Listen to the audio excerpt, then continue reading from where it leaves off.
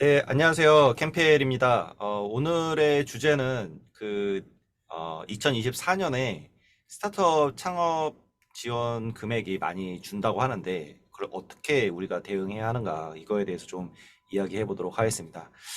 저는 다솔인의 이종법이고요. 이동건 교수님과 홍태욱 대표님 소개 부탁드리겠습니다. 네, 안녕하세요. 현재 인하대학교에서 겸임교수 하면서 그리고 또 엑셀러레이터에서 투자 업무를 하고 있는 이동건 교수입니다. 반갑습니다.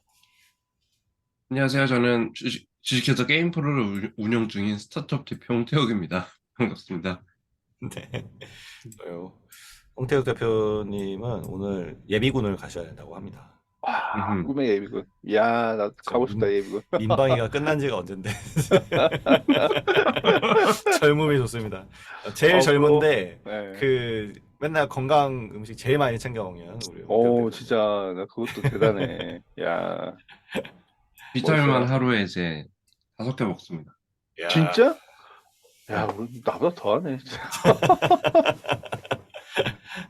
자 오늘 나눌 주제는 그 내년에 스타트업 지원 관련 창업 지원 관련 음. 예산이 줄어든다고 하는데 요 이동호 교수님께서 이야기 들으신 거죠? 좀 자세히 좀 이야기 부탁드리겠습니다. 뭐, 네, 일단은 저희 지금 그 뉴스에서 많이 접한 내용 중에 하나가 지금 R&D 과제를 지금 예산을 줄이겠다. 아, 그쵸. 다 이런 거 줄었죠. 지금 많이 뜨고 있잖아요. 근데 저도 이제 주변에서 이제 창업 교육 때문에 이제 여기저기 가다 보면 이제 관계자들로부터 이야기 듣는 것 중에 하나가 큰일입니다.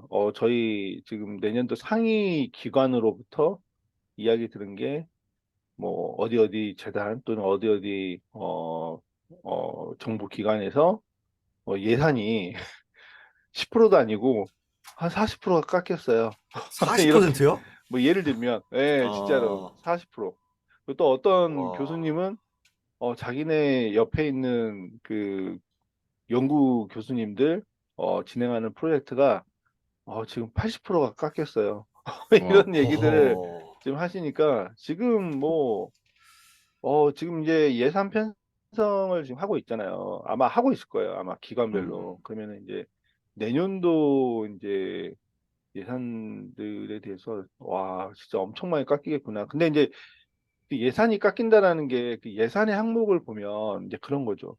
뭐 스타트업도 이제 분명히 깎일 것 같은데 이제 스타트업들에게 지원해주는 금액이 작아질 수도 있고 아니면 음, 스타트업을 지원하는 금액은 그대로 가되 10팀을 지원하는 것들을 뭐 7팀, 6팀으로 줄이던가 음, 아니면은 이제 스타트업들 지원하는 그 내용 중에 보면은 뭐 멘토나 아니면은 뭐 이런 비용 자체를 줄여버리던가 뭐 여러 가지 음, 이제 내용들이 막 들어갈 수 있겠죠. 우리도 음. 걱정이야. 우리도 걱정이야. 그러네요. 우리도 어, 내년에 생존해야 됩니다. 생존. 허리띠 바짝 졸라매야 되겠네요. 네, 진짜 이게 심각한 것 같아. 지금 상황이. 이게 왜 줄이는 걸까요? 창업 관련해서. 뭐, 지금 뭐, 뉴스에서 나오고 있는 게 이제 지금 국가 지금 재정 상태가 너무 안 좋으니까, 줄일 수 있는 건 줄여야 된다. 뭐, 이런, 뭐, 기조라는 얘기를 하는데, 모르겠어요. 저도 우리나라가 지금까지 아무리 어려워도 R&D 예산은 줄어들지는 않았었는데, 이번에는 좀 상황이 되게 심각한 것 같더라고요. 네. 근데 창업 지원은 창업을 해서 그 기업들이 생겨나면 거기에서 음, 세금이 이제 나오는 수원이 되는데, 세원이 되는데, 네. 또 그거를 줄인다는 게 되게 의아하네요. 그렇죠. 성과가 없었던 것도 아닌데. 근데 또 뭐, 내년도에는 또 모태 펀드는 또 늘린다고 하니까, 이건 또 음, 뭐지? 뭐 싶기도 하고, 거고. 예. 그러니까 이제 어, 뭐, 투자 재원은 또 늘리겠다고 하니까, 그러니까 뭐 약간 이제 국가에서도 뭐 중복되거나 불필요해 보이는 이제 음, 이런 창업 지원 정책들은 이제 과감하게 손보지 않을까 싶기도 한데 사실 이제 모르죠. 이제 우리가 봐도 사실은 이거 뭐 프로그램이 되게 똑같은데 뭐 이런 것들 좀 있을 수도 있잖아요. 근데 그런 그죠. 것들이 이제 과감하게 이제 없어질 수도 있겠죠. 네. 근데 반면에 소상공인 쪽에 지원 사업은 늘었어요. 맞아요. 그것도 네네. 늘었다고 하더라고요. 네. 올해도 굉장히 많이 늘어서 음, 저도 이제 소상공인 컨설턴트 요청이 들어와서 하고 네, 있는데 지원 네. 사업들이 거의 한 5배 이상 커진 것 어, 같고요. 어, 내년에도 더 커지지 않을까라고 생각이 네, 드는데 네, 네. 제가 들은 바로는 요번에 이제 정권에 창업 관련 쪽에 자문을 하고 이제 리딩을 하시는 분이 계신데 네.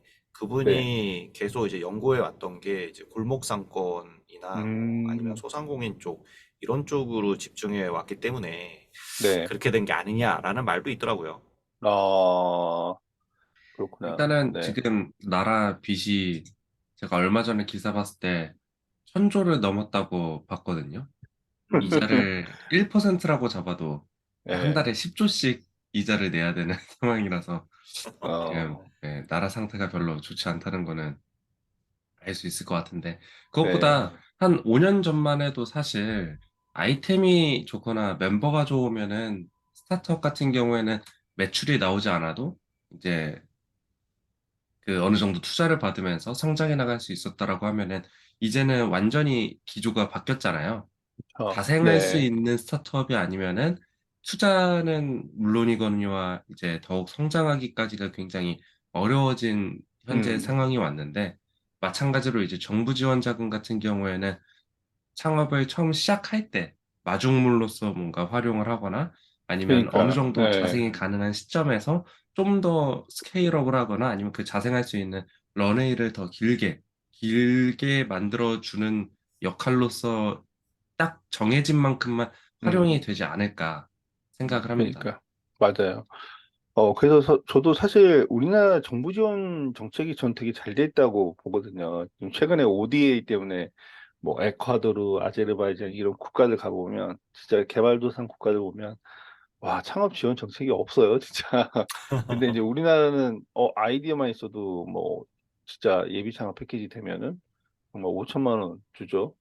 그리고 또 그 5천만 원 가지고 MVP 만들어서 이제 초기 창업 패키지 개인 사업자 또는 법인 사업자 만들면은 1억 주죠.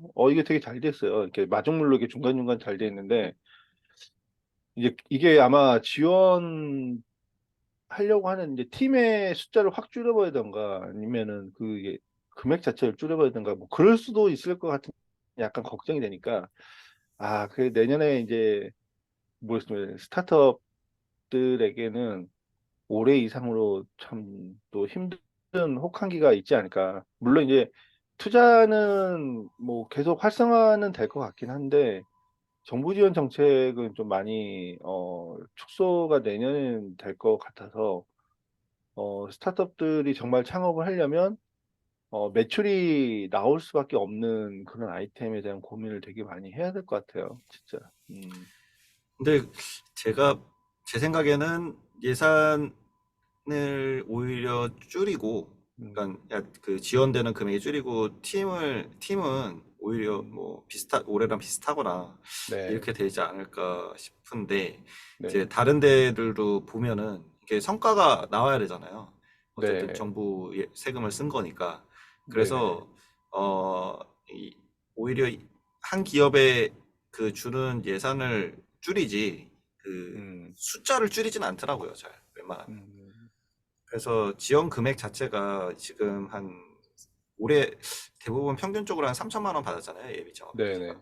어. 그게 좀 더 줄어들지 않을까라는 그러니까 뭐 생각이 드네요. 저도 그렇게 들기도 하고 아무튼 태용님도 이제 우리 스타트업 대표로서 최대한 내년에도 생존이 가능한 모델로 고민 많이 하셔야 될 거예요. 진짜 내년도에 그 우리가 그 자금 계획들 그래도 세우는 것들이 있으면은 가급적이면 최대한 좀 보수적인 내용들을 좀 반영해야 되지 않을까? 예를 들어서 이제 정부 지원 자금은 내년에는 쉽지 않을 것 같으니까 뭐 올해는 한 뭐 3, 4억 우리가 책정했으면 그중에 6, 70%까지 한번 낮춰 봐 가지고 이제 자금 계획을 한번 세워 봤을 때 우리의 그 런웨이가 어느 정도 변화하는지 그리고 주의해야 될 건 어떤 건지 이런 것들 아마 고민 많이 해보셔야 될 것 같아요, 진짜. 음. 근데 오히려 이번을 계기로 그 네. 스타트업 창업 생태계가 좀 더 단단해지지 않을까라는 음, 생각도 드는 게 음, 이런 그 정부 지원 자금 자체가 축소가 되면은 거기에 의존하려는 경향이 낮아질 거잖아요. 어떻게든 그쵸. 독립을 해야 되니까. 예, 예, 그러면은 이제 매출 기반의 또 음, 영업이익 기반의 그런 체질로 만들려고 음, 기업들이 노력할 거고 네, 그게 이제 뭐 일단은 예산이 줄어드니까 그 경쟁률도 더 심해질 거고 예비 창업 패키지나 뭐 초기 창업 그쵸. 패키지 경쟁률이 더 네. 심해질 거라 명백하고 그 중에서 이제 알곡을 뽑아내기가 더 어떻게 음. 보면은 좋겠죠. 그래서 뭐 그리고 또 드는 예측은 스타트업들 간의 이제, 연합이 저는 더, 견고해질 것 같아요. 그러니까 그건 어떤 의미냐면, 이제 보통 이제 정부 지원 과제 같은 거 할 때 대부분 다 이제 단독으로 하려고 하는데, 이제는 이제 컨소시엄으로 해가지고, 음, 하려고 하는 경향들도 많아지지 않을까. 예를 음, 들면 그런 거죠. 어떤 팀은 우리는 트래픽을 모으는데 자신 있는 팀이야. 그리고 실제 그래. 근데 수익 모델이 빈약해. 그러면 그 부분을 조금 더 도와줄 수 있는 그런 이제 음, 스타트업과 같이 공동으로 이제 정부가 이제 컨소로 참여해가지고 트래픽과 매출 둘 다 잡을 수 있어. 뭐 이런 전략이 나올 수도 있겠죠. 예를 들면. 네. 그럴 수 있겠네요.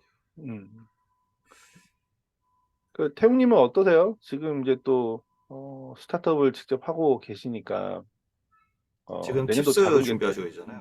티스 준비도 하고 있고 어떠세요? 팁스는 이제 희망사항으로 열심히. 아, 어, 진짜 요즘 팁스는 필수야.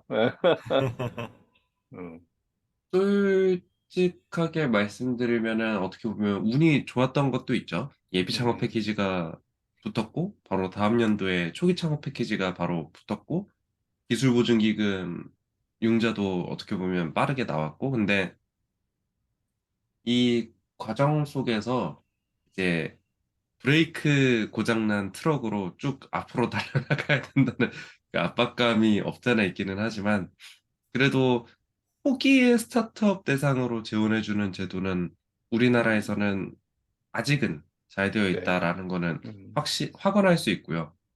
네, 다만 이제 3년 차 혹은 4년 차가 됐다라고 했을 때부터는 진짜 자생하지 않으면 음, 아니면 열심히 투자를 받지 않으면 뭐 정부 맞아요. 지원 사업이나 아니면 그 외에 다른 방법으로 뭔가 살아남기에는 어려우니 음, 최대한 3년과 4년 안에 홀로 설 수 있는 혹은 투자를 왕창 받을 수 있는 그런 음, 방법을 고민하지 않을 경우에는 스타트업을 운영하기가 좀 힘들 것이다 라는 그러니까. 걸 이제 느끼고 있죠.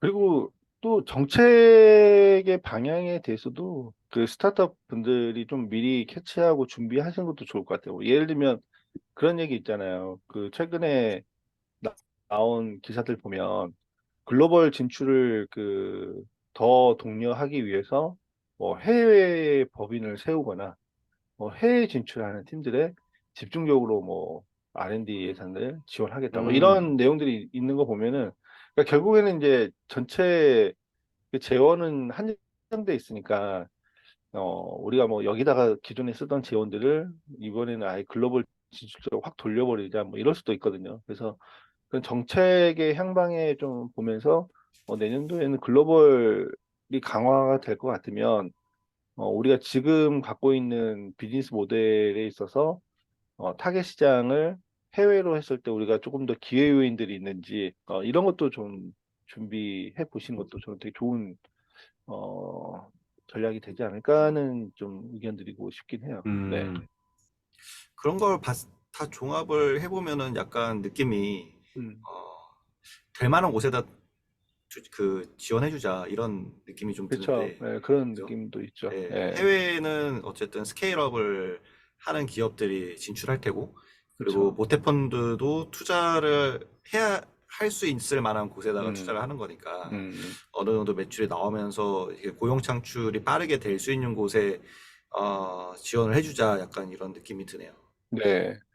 그리고 그냥 이게 느끼는 건데, 제 지인이 지금 필리핀에서 지금 이제 우리나라 당근마켓 같은 거를 좀 오, 테스트 해보고 있는데, 갑자기 이제 그 친구가 내년도 전망이 좋아 보이는 거예요. 그래서 쟤는 왠지 내년도 국가 정책에 맞춰가지고 정부 지원제도 이런 혜택을 많이 받을 수도 있겠구나 이제 그런 생각이 드는데 이제 그 친구를 보면서 느꼈던 거는 이제 뭐냐면 아 이게 물론 이제 국내에서 창업하는 것보다는 되게 힘들겠지만 그러니까 해외에서도 기회 요인들이 생각보다 많을 수 있으니 한번 과감하게 해외에 대한 고민도 해보는 게 좋지 않을까? 뭐 예를 들면 우리나라에서 지금 이제 이미 성숙 단계에 들어가 있는 비즈니스 모델 중에 뭐 필리핀이나 베트남이나 등등등 지금 이제 그 해당 국가에서는 아직 어 이제 막 시작 단계에 있는 그런 비즈니스 모델들이 되게 많거든요. 그러니까 그런 것들은 좀 과감하게 한번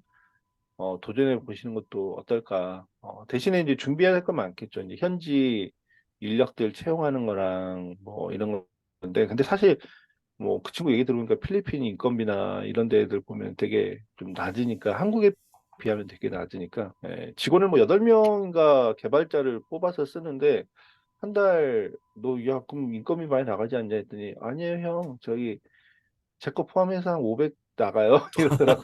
그래서 어 8명인데 500이 나간다고? 그게 가능해? 했더니 아 이게 어떻게든 이렇게 자기 쥐어짜고 있는데 그래서 그래서 걔는 그러더라고요. 제가 필리핀에서 창업한 이유는요. 한국 인건비가 너무 비싸서 자기 전략적으로 지금 여기서 하고 있다고 음. 그러더라고.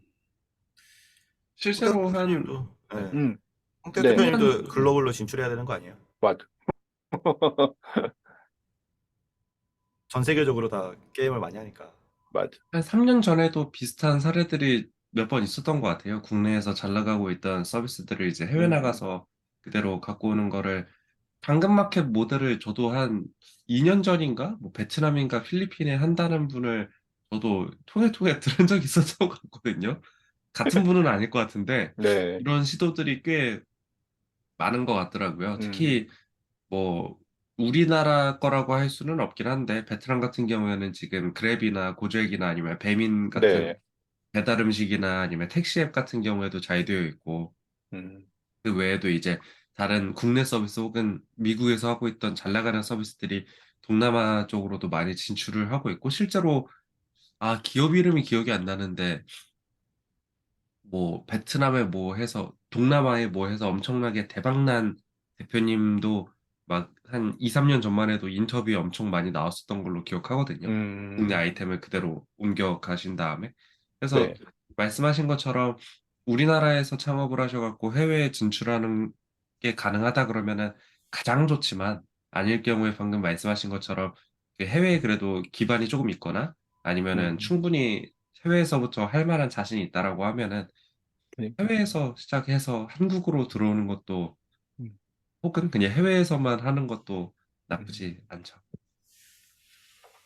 그 해외에서 지금 그 필리핀에 사고 있는 친구가 이제 보통 한 2주마다 한국에 오기 때문에 2주나 아니면 한 달 단위로 커피 한 잔 마시면서 이제 근황들 얘기하고 저도 야 너 이것 좀 해라 이렇게 과제 아닌 과제 같은 것도 주고 하는데 관건은 결국에는 또 해외에서도 고객 개발 잘해야 되더라라는 거더라고. 아하. 그래서 음. 처음에 시작했을 때 그 친구의 아이템은 이제 당근 마켓 같은 모델을 만드는데 이 고객에 대한 인사이트가 없으니까 되게 뭐랄까 그 페인 포인트 정의하고 솔루션 도출하는 과정들이 중구난방이었는데 계속 고객 개발 관련해 가지고 이제 테스트를 하다 보니까 이제 조금씩 이제 좁혀지는 거예요. 뭐 예를 들면 필리핀도 지역이 엄청 넓은데 필리핀에서 어디에 타겟팅 할 것인지 뭐 마닐라가 수도면 마닐라에서도 어디부터 타겟팅 할 것인지 그리고 거기에서도 고객이 누구인지 보고 거기서 세그먼트를 더 좁히는 거랑 고객 세그먼트를 좁혀버리니까 이제 품목들이 굉장히 더 음. 좁혀지기 시작하면서 맨 처음에는 모든 물품이었는데 지금은 아이폰으로 확 바뀌어버렸어요. 아, 그래서 아이폰으로 딱 바뀌는 순간 더 세그먼트가 좁혀지면서 실행력이 확 나오더라고. 그래서 음. 좀 기대를 좀 하고 있는데 잘 됐으면 좋은 사례네요. 좋겠더라고. 예. 이거는 동남아니까 또 떠오른 겁니다만 제 동남아 아이템 중에 하나가 우리나라 통신사처럼 휴대폰을 구매하는 방법이 특이한 게 전 세계 어디에도 없더라고요. 그래서 어, 그 동남아를 비롯한 다른 나라에서는 네. 노트북 사듯이 120만 원 딱 어, 사고. 요즘에 저희 한국 사람들이, 우리나라 사람들이 그렇게 많이 하잖아요. 그냥 쿠팡에서 공기계 사서. 자급제폰으로 네. 사서 이제 네. 알뜰 요금제 쓰는데, 네. 그 전까지만 해도 뭐 한 달에 뭐 7만 원 요금제 쓰면은 갤럭시 음, S22가 공짜, 이런 느낌이 강했잖아요. 네네. 마찬가지로 이제 동남아 쪽이나 아니면 해외 시장에서도 비슷한 모델이 있다고 하면은 꽤 나름 괜찮을 것 같은데, 음, 통신사 뭔가 중개사 이런 느낌으로 해갖고 여기 네. 통해서 사면 휴대폰이 공짜인 대신에 그 2년 동안 요금제를 8만 원으로 고정, 뭐한 7만 원으로 고정으로 써야 된다. 그러면 사실 어, 할부값 생각했을 때 또이또이거든요. 혹은 조금 더 네. 싸거나. 어, 그래서 뭐 이런 거 해봐도 재밌겠다라는 상상을 언젠가 한번 했었었죠. 네. 그래서 또 이제 저는 이제 자금적인 부분 그리고 또 이제 해외로 진출하는 부분 이렇게 또 말씀드리기도 했는데 또 저는 정보님도 이제 마케팅 쪽 전문가시니까 기업들도 이제 마케팅, 스타트업도 마케팅하는 전략을 이런 환경에서 어떻게 해야 될지 그것도 한번 고민해 보셔야 될 것 같아요. 거기에 대해서는 어떻게 또 생각하세요?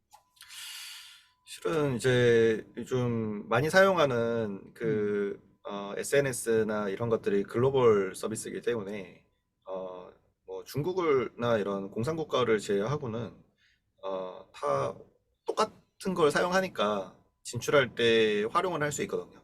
근데 음, 이제 허들은 뭐냐면 우리는 마케팅은 그 컨텐츠가 굉장히 중요하기 때문에 이 컨텐츠에 커스터머 페이스를 맞추는 게 쉽지가 않아요. 음, 그래서 현지 예를 들어 동남아 쪽은 뭐 동남아도 다 다르긴 하겠지만은 색감 자체를 쨍한 걸 좋아한다든가 우리가 느끼기에 약간 촌스러운 그런 느낌 이런 걸 음, 좋아한다든지 그들의 어떤 유머 코드 SNS에서는 재밌는 컨텐츠가 많이 퍼져 나가야 되니까 그래서 네, 그런 거를 맞추기가 쉽지는 않기 때문에 음, 그래서 현지 로컬에서의 인력이 필수적이죠. 그런 페이스를 음, 맞추려면. 네, 그런 게 근데 요즘은 또 가능하겠다 싶기도 한 게 AI가 네, 있어가지고 요즘에 저도 컨텐츠 쓸 때 설정을 하거든요. 페르소나를 설정을 해서 네, 우리 고객이 뭐 20대 여성 대학생인데 뭐 어떤 거를 좋아하는 사람이다라고 이 사람이 쓴 거 같은 걸로 너가 그런 사람이라 생각하고 인스타그램 글을 뭐에 대해서 작성해 줘라고 하면 그 연령대가 쓴 것처럼 엇비슷하게 써줘요. 어, 이거를 디테일하게 설정하면 할수록 인스트럭션을. 음, 그래서 뭐 그런 거를 활용한다면은 베트남의 20대 여성이 좋아할 말을 따갈로그로 작성해 주면은 해줄 것 같긴 오케이, 하거든요. 그런 네. 것도 한번 생각해 볼 만하긴 하네요. 그리고 전 또 그거와 이제 더해서 내년도 정말 정부 지원 자금이나 이런 게 많이 줄어들면 스타트업들은 또 마케팅을 또 어떻게 해야 될지 나 그것도 좀 궁금하기도 해요. 진짜. 음, 그쵸. 이게 막 지금 저도 이제 거의 그 정부 지원 자금이 거의 끝나는 기간이어서 음, 요청들이 들어오긴 하거든요.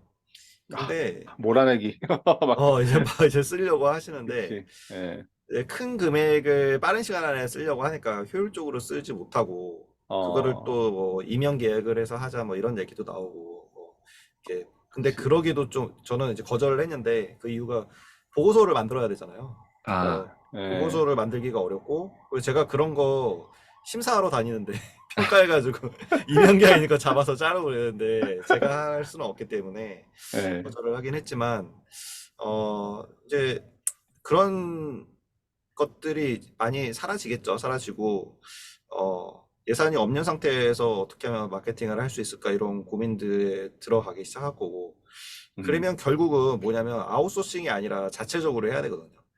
그러니까 제로. 마케팅에 대한 이해도가 대표 자체가 높아져야 되는데 저는 긍정적이라고 보는 게뭐 마케팅 업체들이 음, 힘들어질 수 있겠지만 스타트업 대표가 마케팅을 알아야 그래야 이제 성장할 때 되게 도움이 되거든요. 대행사를 나중에 음, 사용하더라도 알아야 그치. 부릴 수 있는 거기 때문에. 맞아. 근데 아, 대부분 거, 지금은 그냥 돈이 있으니까 음, 그냥 맡기면 되는 거 아니야? 그래서 맡기면은 딱 그 한두 달 동안에 한 1,000만 원, 2천만 원 쓰고 효과가 확 오르는데 그 다음이 문제죠. 이제 그렇지. 그걸 음. 유지할 수가 없으니까. 아유, 우리 태용님은 그냥 기침에 저도 그 말씀 되게 100% 공감하는 게 대표는 정말 그 초기에 더더욱 자기가 아무리 힘들어도 모든 걸 다 경험을 해보고 정보의, 그러니까 인사이트를 갖고 있어야 된다고 저는 생각이 들어요. 그래서 종범이 말처럼 정말 그 마케팅도 직접 해보고 페이스북으로도 해보고 뭐 인스타그램도 직접 해보고 본인이 스스로가 좀 느껴야지 저는 그게 되게 진정한 또 그 스타트업의 자세가 아닐까 싶기도 해요. 진짜. 저는 마케팅 교육 쪽을 강화시켜야 되겠네요. 아, 그거 좋은 기회다.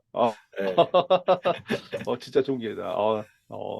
괜찮네. 오늘 또 아이디어 하나 얻어갑니다. 네. 네. 자, 혹시 태영님도, 네, 예, 뭐 마지막으로 태훈님 또 예비군 가셔야 되니까 그러니까. 네, 하실 말씀 있으세요? 뭐, 그래서 저는 결론적으로 말씀드리고 싶은 거는 저희 주제로 다시 돌아와갖고, 이제 창업 지원 자금이 점점 줄어들 확률이 높은데, 과연 어떻게 해야 하는가라고 봤을 때, 지금 스타트업을 준비하고 계시는 예비 창업자분들께서는 사실 지금 하고 계시는 아이템에 대한 의심을 계속 가지셨으면 좋겠어요. 그래서 음, 이게 과연 시장에 맞을까? 진짜 돈이 벌릴까? 그냥 예비 창업 패키지 돈 받으려고 하는 거 아닐까? 그냥 그 돈 받으시려고 하시는 거면 하셔도 되는데 사실 그것까지 저희가 말릴 수는 없지만 진짜로 내가 이거를 사업을 하기 위해서 예비 창업 패키지를 받는 거고 그 돈 갖고선 더 큰 기업을 만들기 위함이라고 하면은 계속해서 의심하시면서 계속해서 검증하시면서 그 예비 창업자분들께서 가장 큰 실수 하나가 있어요. 내 아이템 다른 사람한테 말했다가 이거 누가 하면 어떡하지 하면서 꽁꽁 숨기거든요. 맞아. 아무도 안 해요. 해도 어쩔 수 나도 없는 그랬어. 거예요, 그거를. 남이 하면요, 그걸 네, 이길 생각을 해야지, 남이 맞아. 한다 그래서, 이게 경쟁자가 생겼는데 망했다, 라고 하면 애초에 창업을 하시면 안 됩니다. 경쟁자가 생겼을 때 어떻게 해서 이기고, 아니면 어떻게 해서 협력을 해갖고 시장을 키워서 거기서부터 경쟁을 음, 할까를 생각을 하셔야 되기 때문에, 최대한 많은 투자자나 최대한 많은 대표님들한테 예비 창업자한테는 그럼 말하지 마시고 이제 기존에 창업하신 대표님들한테 말을 해서 피드백을 받으시면서 성장해 나가시면 가장 좋겠습니다. 그리고 저희 네. 캠피엘은 이 과정 속에서 계속해서 의심을 같이 해주는 역할을 해드리고 있고 네, 길잡이 역할을 하고 있기 때문에 음. 저희 캠피엘과 같이 하면 좋을 것 같습니다. 네, 저 너무 좋은 말씀인 것 같아요. 저도 예전에 직장 다닐 때 창업하려고 할 때 아이디어를 생각하면, 야, 이거 지금 누군가한테 얘기하면 바로 따라하는 거 아니야? 막 이런 불안감을 되게 많이 가졌는데, 정말 지나고 보니까 다 그 쓸데없는 걱정이더라고요. 그러니까 누군가는 카피할 수도 있는데, 결국에는 실행의 문제이기 때문에, 예. 그래서 그럼 걱정을 안 하셔도 될 것 같다는 그 말이 되게 와닿고 저는 뭐 이렇게 갑자기 이제 오늘 얘기했던 것도 쭉 정리해 보면 일단 첫 번째는 정부 지원 자금이 줄어든다라는 이제 시나리오를 우리가 플래닝 해 보면 보통 이제 이런 시나리오 플래닝이라는 그런 방법론들 있잖아요. 근데 그런 관점에서 보면 일단은 이제 우리가 자금 계획들 세우는 것들을 다시 한번 보면서 내년 한 해 정도에 우리가 이 정도의 정부 지원 자금을 한번 받아보겠다라고 했던 그 기존 정책에서 어, 뭐 최소 뭐 50%, 뭐 최대 뭐 80%까지 한번 그 정부 재원을 한번 줄여보는 걸로 시나리오 플래닝을 했을 때 우리의 이제 그 재무 계획들이 어떻게 바뀔 수 있는지, 즉 런웨이는 얼마나 줄어들고 그 줄어드는 런웨이만큼 우리가 어디에 더 집중해야 되는지 이런 것들을 지금부터라도 좀 미리 설계를 해 두시면은 좋지 않을까라는 생각들이 들고 그 두 번째는 더더욱 뭐 태웅님 얘기해 주셨지만 매출을 만들어낼 수 있는 그런 좀 비즈니스 모델을 계속 고민을 해야 되지 않을까? 그리고 세 번째는 이제 서로 스타트업끼리 더 끈끈하게 그 파트너십을 맺고 좀 서로가 같이 정부 지원 과제나 이런 것들을 풀 수 있는 그러한 좀 기회들을 만들어 보는 게 좋지 않을까? 네, 저는 또 그렇게 생각이 듭니다. 네. 네, 저는 일단은 요번 예비 창업 패키지든 초기 창업 패키지든 경쟁률이 굉장히 심해질 거다. 이거는 자명한 사실인 것 같고요. 음, 그러면 이런 경쟁률이 심한 상황에서 내가 합격을 하려면 전략이 필요하고요. 음, 준비가 필요합니다. 그래서 내가 그냥 서류만 작성하고 바로 내보내는 게 아니라 뭔가 체계적인 어떤 과정을 밟아서 또 어떤 전문가들의 조언을 통해서 작성을 해도 될까 말까일 거기 때문에 그런 과정을 저희 캠페일과 함께 했으면 좋겠고요. 저희가 어떻게든 이런 치열한 경쟁률 속에서 생존할 수 있는 방법에 대해서 계속 고민하고 있는 사람들이기 때문에 같이 하면 어떨까라는 이야기로 마무리를 해보도록 하겠습니다. 네. 오늘 이야기는 여기서 마치도록 하고요. 네. 목요일에 또 찾아뵙도록 하겠습니다. 네, 구독과 좋아요 부탁드리겠습니다. 감사합니다. 감사합니다. 감사합니다. 네.